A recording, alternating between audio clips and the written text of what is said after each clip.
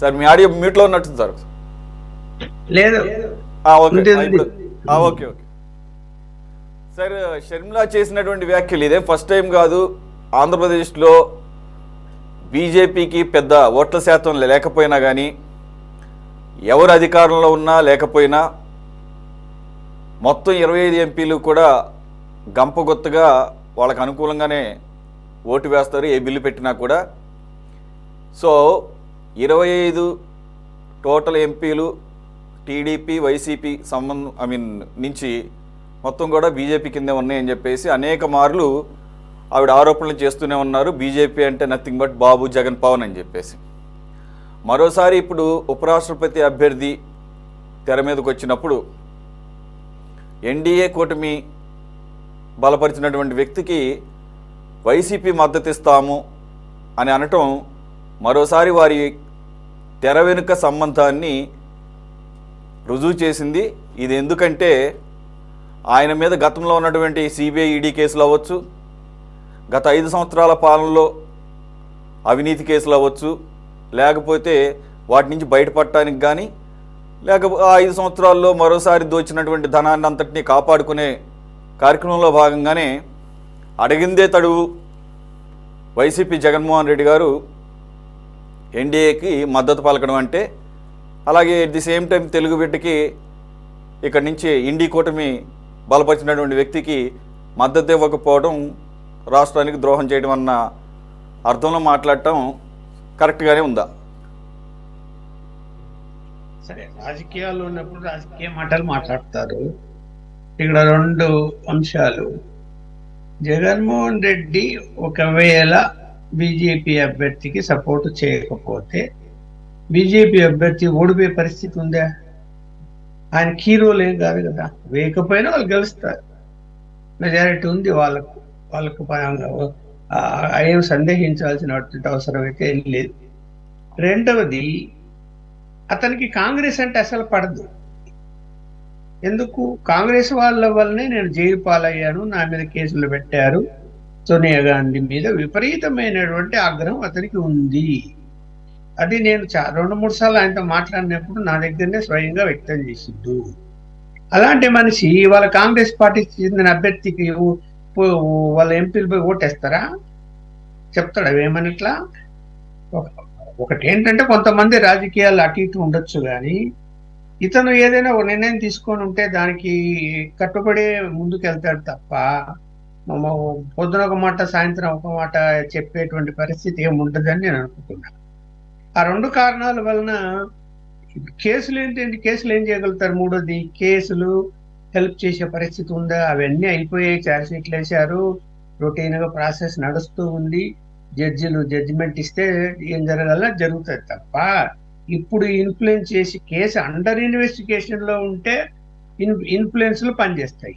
Under investigation ఏవి లేవు, అన్నీ అయిపోయి ఛార్జ్ షీట్లు వేస్తారు, ట్రయల్స్ నడుస్తున్నవి. అలాంటి పరిస్థితుల్లో ఆయనకు ఎవరు ఫేవర్ చేసే అవకాశం ఉంటుంది?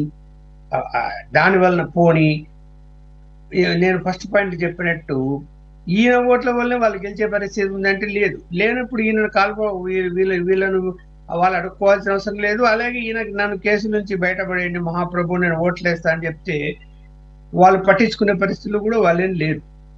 కాబట్టి ఈయనేంటి, తను కాంగ్రెస్కు వ్యతిరేకిని, కాంగ్రెస్ అభ్యర్థికి ఏనాడు సపోర్ట్ చేయలేదు, అంతకుముందు కూడా చేయలేదు కదా ఆయన, అందువల్ల ఇప్పుడు కూడా చేయడు. అంతే తప్ప ఇంకా వేరే ఏముంటుంది? కేసులు ఎవరు రచిస్తారు? ఆయన్ను ఎవరు రక్షించలేరు. అది జరుగుతుంది కోర్టులో. ఆమె ఎందుకు అలా చెప్తున్నది అంటే, మరి ఆమె రాజకీయాల్లో అన్న కదా అని దయదలిచి వదిలిపెట్టాల్సిన అవసరం ఏముంది? కాంగ్రెస్ పార్టీలో ఉంది, ఉన్నప్పుడు చూడండి బీజేపీకి సపోర్ట్ చేస్తున్నాడు అని చెప్తుంది. వాళ్ళు కాంగ్రెస్కు పచ్చి వ్యతిరేకం బీజేపీ, ఇంకా వేరే అంశమే లేదు అక్కడ. మరి ఆమెను వ్యక్తిగతంగా తీసుకున్నప్పుడు ఆమె ఏం చేసింది చెప్పండి? పార్టీ పెట్టింది, ఆ పార్టీ తెలంగాణ వదిలేసింది, బీజేపీ నాయకులతో సంప్రదింపులు జరిపింది, తెలుగుదేశంతో సంప్రదింపులు జరిపింది, చంద్రబాబు నాయుడు ఇంటికే పోయి కూర్చొని మాట్లాడి వచ్చింది. ఆ యొక్క ఫోటోలు కూడా ఇవాళ సోషల్ మీడియాలో ఉన్నాయి, వాళ్ళిద్దరి ఫోటోలు. అలాగే బీజేపీ వాళ్ళతో కూడా మాట్లాడింది. చివరకు ఎవరు దారి చూపకపోతే కాంగ్రెస్ వాళ్ళు బ్రతిమలాడి తీసుకున్నారు. ఎందుకు? రాజశేఖర రెడ్డి డాటర్గా ఏదైనా క్లిక్ అవుతుందేమో ఆంధ్రప్రదేశ్లోని. ఆమె క్లిక్కే కాలేదు, మాత్రం కాలేదు. రాజశేఖర కూతురు అంటే కూడా ఎవరు అక్కడ పులివెందుల్లో కూడా ఎవరు రెస్పాండ్ పరిస్థితులు లేరు. ఎంత చెప్పినా కూడా మనం కూడా చూసాం కదా, మన పులివెందుల్లో బలం ఎవరికి కలిగింది అక్కడ? తెలుగుదేశం కూటమి బ్రహ్మాండం గెలిచారు. సరే, ఈ కారణాలు ఏమైనా కూడా గెలిచారా లేదా? ఇంకా ఆమె కొరకు కూడా ఏం నడుస్తుంది అక్కడ? ఏమీ లేదు. ఏమీ లేని ఆమె ఎన్ని మాట్లాడితే దానివల్ల ప్రయోజనం ఏమి ఉండదని నేను అనుకుంటున్నాను. ఇక్కడ జగన్మోహన్ రెడ్డి గారు అతనికి ఓటమి కారణం బీజేపీ కాదు కదా. బీజేపీ అరే ఆహ్వానించింది, నువ్వు పొత్తు పెట్టుకోవయ్యా ఎన్నికల్లో అని. ఎందుకు పొద్దునోకులు నువ్వు బయట నుంచి సపోర్ట్ చేసుకుంటూ ఉంటావు, మాతో కలిస్తే అయిపోతుంది కదా అని చెప్తే తను లేదు, క్వశ్చన్ లేదు, నాకు క్రిస్టియన్ ఓట్లు పోతాయి, ముస్లిం ఓట్లు పోతాయి అని చెప్పి ఆయన పొత్తు నిరాకరించాడు. 2 సార్లు నిరాకరించాడు. మీకు ఆ విషయం తెలిసే ఉంటుంది. ఈ మొన్న నిరాకరించాడు కదా, అంతకుముందు కూడా అడిగారు, అప్పుడు కూడా నిరాకరించాడు.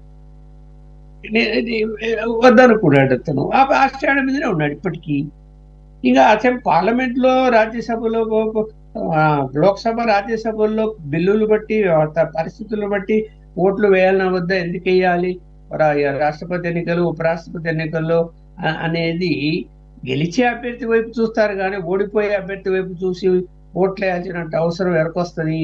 ఆ చిన్నగా పార్టీలు వాళ్ళంటే వాళ్ళ రాజకీయం వాళ్ళు చేసుకుంటుంటారు. అది వాళ్ళ వల్ల ఒరిగి పట్టేది ఏం లేదు ఇక్కడ.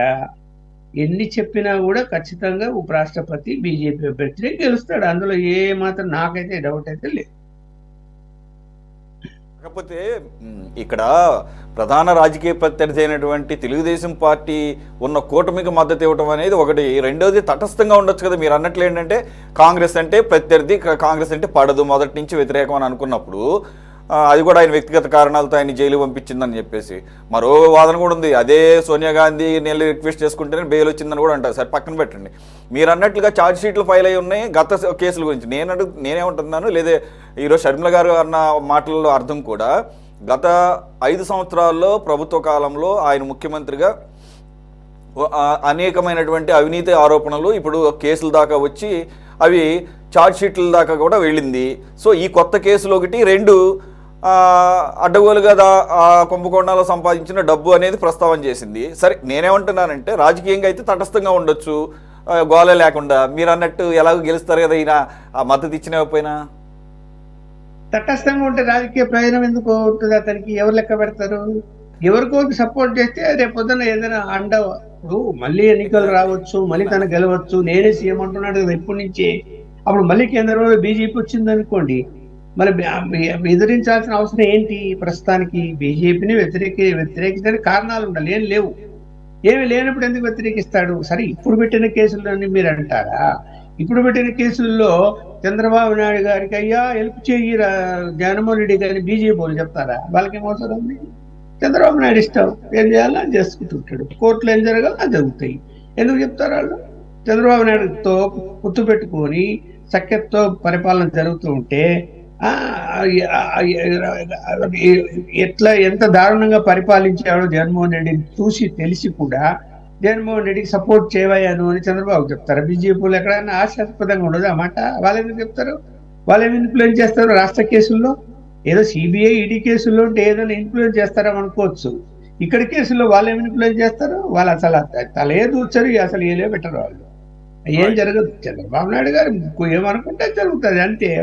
ఇప్పుడు ఆయన ఏదైనా చేయాలనుకుంటే చేస్తాడు, లేదనుకుంటే ఆలస్యంగా అయితే ఆలస్యం అవుతుంది. ఫాస్ట్గా చేయాలనుకుంటే ఫాస్ట్గా చేస్తారు, స్లోగా చేయాలంటే స్లోగా చేసుకుంటారు అంతే. మనం అనుకుంటారో స్లోగా జరుగుతుంది అని. జరగనివ్వండి, చూద్దాం ఏం జరుగుతుంది అనేది అంతే తప్ప ఇప్పుడు రాజకీయ కోణంలో ప్రతి ఒక్కరు ఆలోచిస్తారు కదా. ఇప్పుడు తను మళ్ళీ ఆశతో ఉన్నాడు.